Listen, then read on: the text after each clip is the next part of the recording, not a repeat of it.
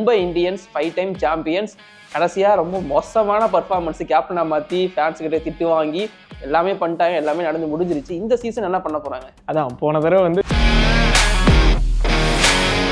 ரோஹித் வந்து T20 ஃபார்மேட்ல இருந்து retire ஆயிட்டாரு. சூரியகுமார் யாதவ் அதான் T20 இன்டர்நேஷனல்ல கேப்டன், பும்ரா டெஸ்ட்ல கேப்டனா இருக்காரு. Tilak Varma emerging team captain, New Zealand team கேப்டனுங்க தான் இருக்காரு. ஆமா, இவங்க எல்லாருக்கும் கேப்டன் தலைவாரதி. ஓகே, இந்த டீம்ல ஒரு வீக்னஸா நான் பாக்குறது வந்து விக்கெட் கீப்பர். ஓகே, விக்கெட் கீப்பருக்கு வந்து ஒன்னு ஆட வச்சா ரிக்கல்டனை மேல ஆட வைக்கணும். அப்படி அவர் ஆட வச்சாங்கன்னா வில் ஜாக்ஸ் ஆட வைக்க முடியாது. ஸோ அது எப்படி நீங்க பாக்குறீங்க? அது ஒரு மேபி மிஸ்டேக் பண்ணிட்டாங்களா? இல்ல, அது மிஸ்டேக்கா பார்க்கல, இதுவுமே வந்து ஒரு சின்ன ட்ரிக்கியான விஷயம் தான். அதாவது ஐபிஎல்லோட ஃபர்ஸ்ட் ஓவர்ல அதிக விக்கெட் எடுத்த பவுலர்ஸ், பவர் பிளேல அதிக விக்கெட் எடுத்த பவுலர்ஸ், அதிக மெய்டன் ஓவர்ஸ் போட்டவங்க, அதிக டாட் பால்ஸ் போட்டவங்க, இந்த லிஸ்ட்ல இவங்க 3 பேருமே டாப்ல தான். ஆமா, இப்படி ஒரு பவுலிங் லைனப் இருந்தப்ப அடுத்த வருஷம் 2 கப்பு ஜெயிச்சாங்க மும்பை. இவ்வளோ நாளா எல்லா டீமுக்கும் சீட் கோடா இருக்கிற ட்ரெண்ட் போல்ட் இருக்காரு, சீட் கோடா இருக்கிற ஜஸ்பிரித் பும்ரா இருக்காரு, இப்போ நியூசிலாந்துக்கு சீட் கோடா இருக்கிற சாண்ட்னர் இருக்காரு, தீபக் சகர் நியூ பால்ல ஒரு சீட் கோடு. இதுதான் பிளேயிங் 11-ஆ இருக்க போகுது அப்படின்னா ஹர்திக் பாண்டியாவுக்கு பாட்டு போடணும்னா இந்த தடவை கண்டிப்பா யாரா அந்த பையன், நான் தான் அந்த பையன் தான். ஸோ ஒரு பெரிய ரிடம்ஷனா இருக்க போகுது. அவர் எங்க போனாலும் இந்த பாட்டு வரப்போகுது. இந்த டீமுக்கே சேர்ந்து பாட்டு போடணும்னா தனித்தனியா இருந்த இந்த உலகம் ஒன் ஃபேமிலியா இப்போ ஆனதையா.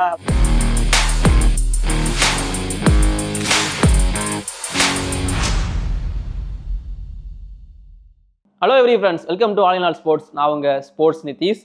ஸோ இன்னைக்கு பேச போற டீம் நாட் ஒன்லி ஐபிஎல், எந்த T20 லீக் ஆனாலும் கப்பு இவங்ககிட்ட இருக்கு. ரொம்ப ஸ்ட்ராங்கான ஒரு டீம் ஐபிஎல்லை பொறுத்த வரைக்கும்.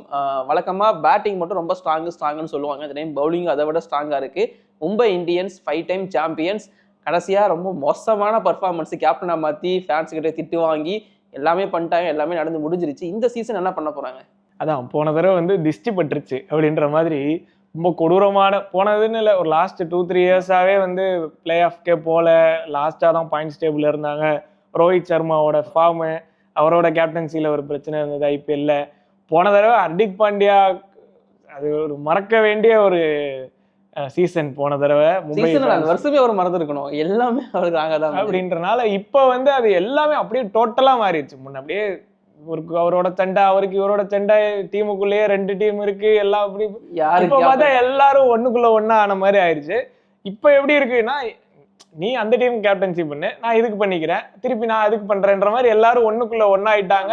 கேப்டன்ஸ் உள்ள இருக்காங்கன்றது இதுக்கு முன்னாடி ஒரு பிரச்சனையா இருந்தது. ஆனா இப்போ ஒரு நல்ல ஜெல்லா இருக்காங்க அப்படின்றனாலையும், அண்ட் ரோஹித் வந்து T20 ஃபார்மேட்ல இருந்து ரிட்டையர் ஆயிட்டாரு. ஸோ அதனால அவர் கேப்டன்சியை பத்தி கவலைப்பட மாட்டாரு. அவர் ஒரு இன்டென்ட்டோட ஆடுவாரு. இன்ஃபேக்ட் அவர் ஒரு இம்பாக்ட் பிளேயரா கூட ஆடிட்டு போயிடுவாரு. சூரியகுமார் யாதவ் நான் தான் T20 இன்டர்நேஷனல்ல கேப்டன், ஸோ எனக்கு பிரச்சனை இல்லைன்றவாரு. பும்ரா வந்து கேப்டன், ஆமா, பும்ரா டெஸ்ட்ல கேப்டனா இருக்காரு, அவர் தான் ஃப்ரண்ட் ரன்னரா இருக்காரு இனிமே இருக்கக்கூடிய கேப்டன்சிலன்றனால அவருக்கும் அந்த இஷ்யூ கிடையாதுன்றனால அந்த இஷ்யூ எல்லாமே சார்ட் அவுட் ஆயிருச்சு. Tilak Varma emerging team captain, New Zealand team கேப்டனுங்க தான் இருக்காரு. ஆமா, எல்லாருக்கும் கேப்டன் தலைவாரதி. ஸோ ஒரு பிரச்சனையும் இல்லை. இப்போ இந்த ரிஃப்ட் எல்லாம் எதுவும் கிடையாது. பிளேயிங் 11 பயங்கர பேலன்ஸ்டா இருக்கு. ஒரு மாதிரி ஒரு உத்வேகத்தோட வருவாங்க. இந்த தடவை இவங்க வந்து கப்பு ஜெயிச்சே ஆகணும் அப்படின்ற மோட்டிவோட கண்டிப்பா வரும். ஓகே, இந்த டீம்ல ஒரு வீக்னஸா நான் பாக்குறது வந்து விக்கெட் கீப்பர். ஓகே, விக்கெட் கீப்பருக்கு வந்து ஒன்னு ஆட வச்சா ரிக்கல்டனை மேல ஆட வைக்கணும். அப்படி அவர் ஆட வச்சாங்கன்னா வில் ஜாக்ஸ் ஆட வைக்க முடியாது. அப்படி இல்லாட்டி ராபின் மின்ஸை கீழே கொண்டு வரணும். இன்எக்ஸ்பீரியன்ஸ் ஆடினதே கிடையாது. ஸோ அது எப்படி நீங்க பாக்குறீங்க? அது மேபி மிஸ்டேக் பண்ணிட்டாங்களா? இல்ல, அது மிஸ்டேக்கா பார்க்கல, இதுவுமே வந்து ஒரு சின்ன ட்ரிக்கியான விஷயம் தான். நீங்க சொன்ன மாதிரி ரிக்கல்டனை முன்னாடி ஆட வச்சுட்டா கீப்பர்ன்ற ஸ்லாட்டும் ஃபில் ஆகிடும், ஒரு ஓப்பனர் ஸ்லாட்டும் ஃபில் ஆகிடும், ஒரு லெஃப்ட் ஹேண்டுன்ற ஒரு வேரியேஷனும் வந்துடும். ஆனால் எனக்கு தெரிஞ்சு மும்பை வந்து எப்போதுமே ஒரு ஆல்ரவுண்டர்ஸ்க்கு ஒரு ப்ரிஃபரன்ஸ் கொடுத்துருக்காங்க என்றைக்குமே. அண்டு பிரைமரி ஸ்பின்னர்ஸாக என்றைக்குமே அவங்க போனது கிடையாது, ஒரு ஆல்ரவுண்ட் ஸ்பின்னர்ஸாக தான் போயிருக்காங்கன்றப்ப இனிஷியலி அவங்க வந்து ஒரு வில் ஜாக்ஸை ஆட வைக்கிறதுக்கு ட்ரை பண்ணுவாங்க. அண்ட் அவருக்கு வந்து வாங்கடை பிச்சும் சரி, இந்தியன் பிச்சஸும் சரி, ஓரளவுக்கு ஷூட் ஆகக்கூடிய பிச்சஸ் தான். அவ்வளோ கஷ்டப்பட வேண்டிய ஒரு அவசியம் இல்லை மற்ற இடங்கள்ல பண்ணுற மாதிரி. ஸோ எனக்கு என்னவோ இனிஷியலாக வில் ஜாக்ஸை தான் ஆட வைப்பாங்க, ராபின் மின்ஸை தான் விக்கெட் கீப்பராக கொண்டு வருவாங்க. அண்ட் எப்போதுமே வந்து மும்பை இந்தியன்ஸுக்கு ஒரு இஷான் கிஷன் வர்றதுக்கு முன்னாடி வரைக்கும் இந்த கீப்பர் பிரச்சனை எப்போதுமே இருந்திருக்கு. கீப்பர் ஸ்லாட்ல யாராவது ஒரு ஆள் ஆட வச்சுட்டு தான் இருப்பாங்க. ஸோ அவர் ஒரு எக்ஸ்ட்ராடினரி பேட்டரா இல்லை அப்படின்னாலும் அது அவ்வளோ பெரிய பிரச்சனையா வராது. ஒரு 10 பாலுக்கு 15-20 அடிச்சுட்டு போனா பேட்டிங் வந்து நல்ல டெப்த் இருக்கு. இப்போ தீபக் சகரே வந்து நல்ல பேட்டிங் ஆடுவார், கீழே வரைக்கும் இருக்கு, அண்ட் இம்பாக்ட் பிளேயர் ரூலும் இருக்குன்றனால அதை அவ்வளோ மைண்ட் பண்ண மாட்டாங்க அப்படின்னு நினைக்கிறேன். ஓகே, ஆனா இவங்களுக்கு பேட்டிங் வந்து கடப்பாரா பேட்டிங் எல்லாமே சொல்லிட்டு இருந்தாலுமே எனக்கு இந்த டைம் இவங்களோட பவுலிங்கை பார்த்தா ரொம்ப பயமா இருக்கு. ஆமா, ஆப்போனன்ட் டீம் வந்து செதுக்கிற அளவுக்கான பவுலிங் அட்டாக் வச்சிருக்காங்க, both spin and fast bowling. அதுவும் முக்கியமா பிபிசி பும்ரா போல்ட் சஹர் கூட்டணி. ஸோ அதான் இவனோட பெரிய ப்ளஸ்ஸா நான் பாக்குறேன் இந்த சீசன். ஆமா, இப்படி ஒரு பவுலிங் லைனப் வந்து இதுக்கு முன்னாடி எந்த டீமுக்குமே இருந்ததுன்னு எனக்கு தெரியல. இப்படி ஒரு பவுலிங் லைனப் இருந்தப்ப அடுத்தடுத்த வருஷம் 2 கப்பு ஜெயிச்சாங்க மும்பை. ஸோ போல்ட் இருக்கிறாரு அப்படின்னாலே எனி டீமுக்கு வந்து அது சூப்பர். இப்போ நம்ம சாம்பியன்ஸ் ட்ரோஃபி பார்க்குறோம், நியூசிலாந்து டீம் ஆல்ரெடி எவ்வளோ ஸ்ட்ராங்காக இருக்குன்னு பார்க்குறோம். ஒருவேளை அங்கே நீங்கள் போல்ட்டுன்னு ஒரு ஆளை சொருகிறீங்கன்னு வைங்க, இந்த வில்லியம் ஓரர்க்கிக்கு பதிலாக யாரோ போல்ட்டுன்னு நினச்சா அவ்வளோதான், கப்பு அவங்கள்ட்ட கொடுத்துட்டு வேற வேலையை பார்க்க வேண்டியதான்ற மாதிரி போல்ட் வந்து என்னதான் அவருக்கு வயசாக இருந்தாலும், என்னதான் அவரோட பேஸ் கொஞ்சம் கம்மியாக இருந்தாலும், அவர் ஒரு நல்ல ஸ்விங் பவுலர் அண்ட் நல்ல திங்கிங் பவுலர். அவருக்கு ஸ்லோவர் ஒன்று இருக்கு, கட்டர் இருக்கு, அண்டர் லைட்ஸ்லலாம் அவர் ஆடணும் அப்படின்னா ரொம்ப கஷ்டம். ஸோ இப்போ ஒரு வேளை செகண்ட் பவுலிங் தான் போடுறாங்க அப்படின்னா டியூவே இருந்தால் கூட இந்த ஓப்பனிங்கில் போடக்கூடிய இந்த 3 பவுலர்ஸுமே ரிகார்ட்லெஸ் ஆஃப் டியூவோ இல்லை கண்டிஷன்ஸோ ஸ்விங் பண்ணக்கூடிய எபிலிட்டி வந்து 3 பேருக்குமே இருக்கு.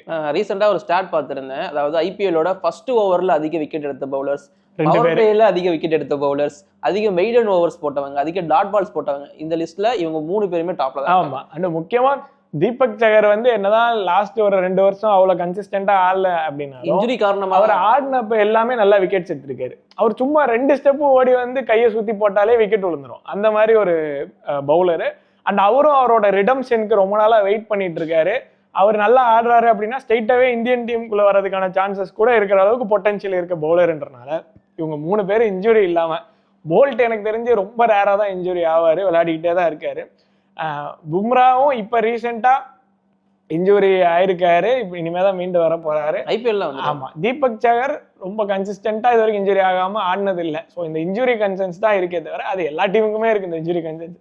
இந்த 3 பேரும் ஆடுறாங்க, இல்லை இந்த 3ல யாராவது 2 பேர் ஆடுறாங்க. ஏன்னா இதுக்கு முன்னாடி இருந்த பவுலிங் லைன் இப்போ ஆகாஷ் மத்வாலு, அன்சுல் கம்போஜ்னு ப்ராமிசிங்கான ஆட்கள் இருக்கும் போதே அவங்களே பயங்கரமா நல்லபடியா போட்டிருக்காங்க. அப்படிங்கும் போது இந்த பவுலிங் லைனப் வந்து பயங்கர டெரிஃபிக்கா இருக்கு. அண்ட் மிச்சல் சாண்ட்னர் ஒரு ஸ்பின்னர் வந்து என்னைக்குமே இல்லாம இருந்திருக்காரு. அந்த குருணால் பாண்டியா, அந்த நான் சொன்னேன் அந்த 2 கப்பு ஜெயிச்சப்ப குருணால் பாண்டியா அந்த ரோலை சூப்பரா பண்ணிட்டு இருந்தாரு. 4 ஓவருக்கு 30 வந்து ஒரு 2 6 அடிப்பாரு. இல்ல எப்பயாவது லெஃப்ட் ஹேண்டர்ஸ் முன்னாடி வந்து அடிக்கணும், லெஃப்ட் ஹேண்ட் ஸ்பின்னர்ஸ்னா இறக்கி விடுவாங்க, அடிச்சுட்டு போயிடுவாரு.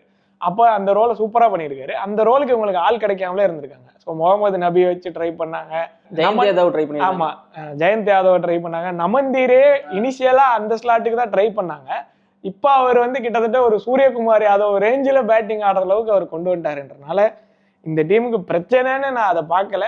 ஒரு சின்ன கன்சர்னா மேபி அந்த ஓப்பனர் ஸ்லாட் தான், அது அவங்களுக்கு ஏற்ற மாதிரி மாத்திக்கலாம் அப்படின்னு இருக்கும்போது அது ஒரு பெரிய பிரச்சனை. சரி, ஓகே. அப்படி பிளேயிங் 11 சொல்லிடுங்க. ஓப்பனிங் வந்து எனக்கு இந்த கேள்வி இருக்கு, ரோஹித் ஆடிடுவாரு, வில்ஜாக்ஸா ரிகல்டனா? ஏன்னா ரீசன்ட் ஃபார்மா பேஸ் பண்ணா ரிகல்டன் போனோம், ஐபிஎல் ஃபார்மை பார்த்தோம்னா வில்ஜாக்ஸ் போனோம். ஸோ உங்க ஒப்பீனியன்?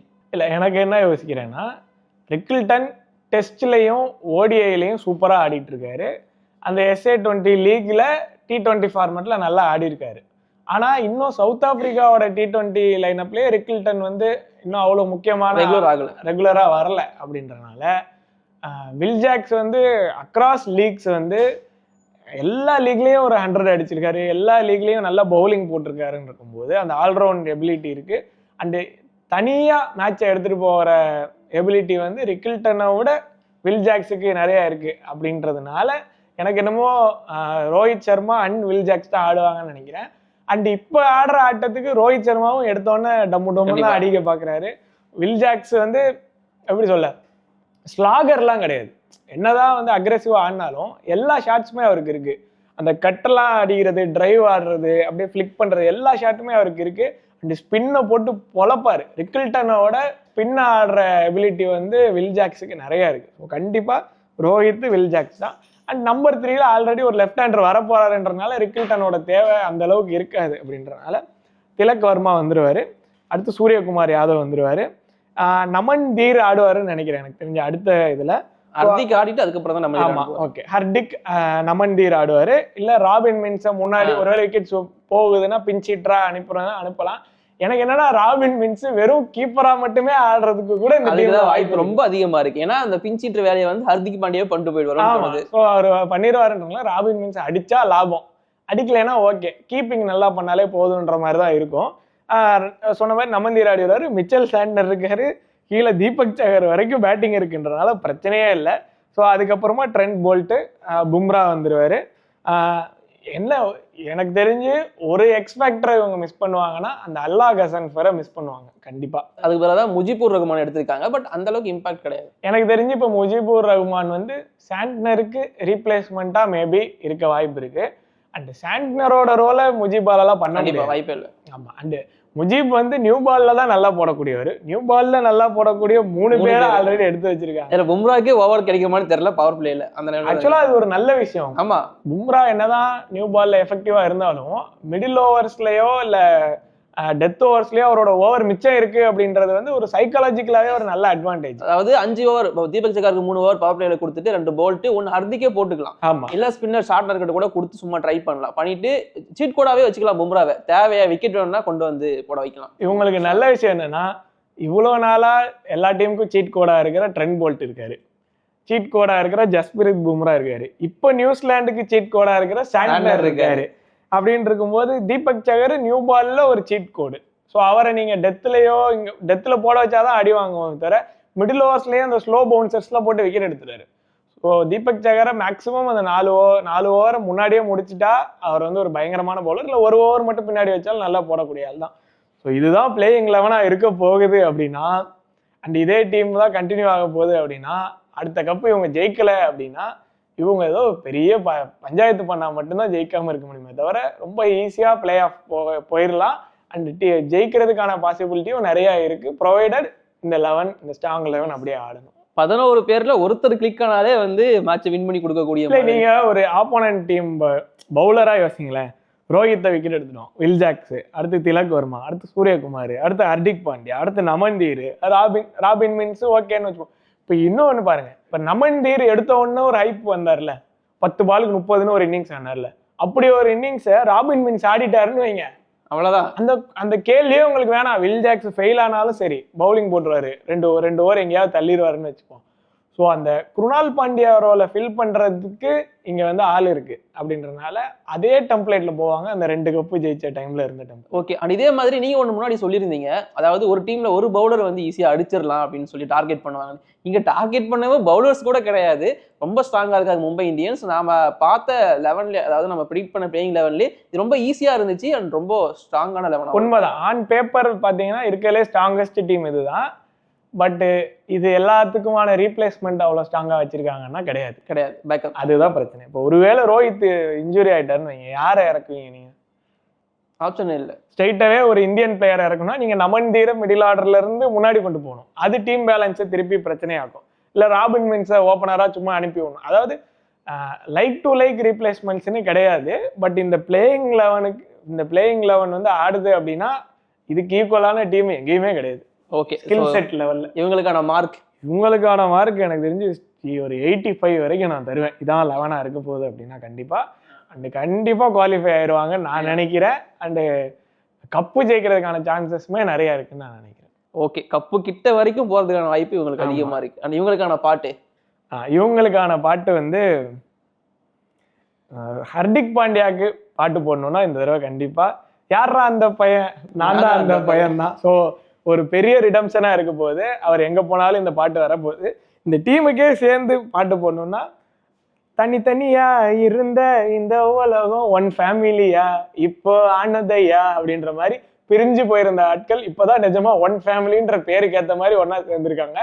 அது இடையில இந்த பஞ்சாயத்து வராம இருக்கணும். ஏன்னா இந்த ஐபிஎல் ஆரம்பிச்சிருச்சுன்னா இந்த ஃபேன்ஸ் போடுற ட்வீட்டு, அவனுக்கு போடுற எடிட்டு, இந்த எடிட் அவர் லைக் பண்ணிட்டாரு, அதை இவரு அன்ஃபாலோ பண்ணிட்டாருன்னு இந்த பஞ்சாயத்து வராம இருந்தாலே போதும். ஓகே, மும்பை இந்தியன்ஸுக்கு ரொம்ப பாசிட்டிவாக வந்து ப்ரோ சொல்லியிருக்காரு. அண்ட் உங்களோட ஒப்பீனியன் என்ன அப்படிங்கிறதையும் கீழே கமெண்ட் பண்ணுங்க. நாங்கள் அடுத்த டீமில் வந்து சந்திக்கிறோம். தேங்க்யூ.